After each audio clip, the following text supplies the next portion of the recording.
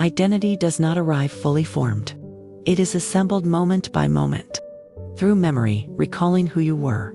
Through prediction, imagining who you might become. Through stories the mind tells to create continuity.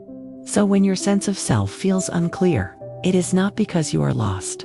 It is because the system that builds me is active and alive. And so here are 9 ways identity is quietly constructed. 1. You are remembered into being. Your sense of self draws heavily from past experiences. Memory supplies the feeling of continuity called me. 2. You predict yourself forward. The mind imagines future versions to stay oriented. Identity stretches between what was and what might be. 3. You refer to yourself constantly. Thought loops circle back to I, mine, and who I am. This self-referencing creates the feeling of a central character.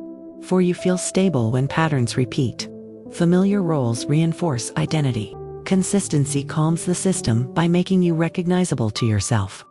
5. You feel confused when patterns break. Change disrupts prediction. Identity wobbles when the old story no longer fits. 6. You borrow identity from context. Who you are shifts subtly depending on environment. The self adapts to relational and social cues. 7. You attach identity to roles. Jobs, relationships, and labels provide structure. When roles change, the self 8. You experience gaps between selves. There are moments you don't recognize who you are becoming. This is transition, not loss. 9. You confuse process with failure. Because identity feels personal, instability feels alarming. But fluctuation is how the system updates. And so we realize, identity is not a single thing to discover. It is a living process that adjusts with experience. Confusion often signals growth, not breakdown. And stability returns when change is allowed. So we ask ourselves, what version of me is being updated right now? Where am I expecting consistency, where change is natural? What identities am I outgrowing?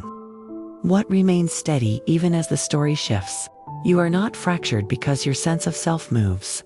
You are adaptive because it can. You are allowed to change without losing yourself. And you are the quiet knowing that exists before every story called me.